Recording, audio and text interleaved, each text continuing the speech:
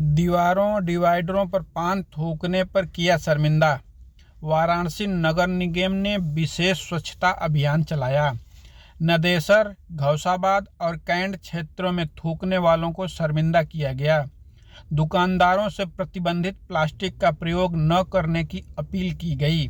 वाराणसी नगर निगम की टीम ने सोमवार को कई वार्डों में विशेष स्वच्छता अभियान चलाया। नदेसर, घौसाबाद, कैंट क्षेत्र में डिवाइडरों, दीवारों पर पान और गुटखा खाकर थूकने वालों को ताली बजाकर और माला पहनाकर शर्मिंदा किया गया। ऐसा करने वालों की फोटो और वीडियो बनाए गए। सारनाथ चौक, बांस फाटक क्षेत्र के दुकानदारों से प्रतिबंधित प्लास्टिक का प्रयोग न करने की अपील की गई।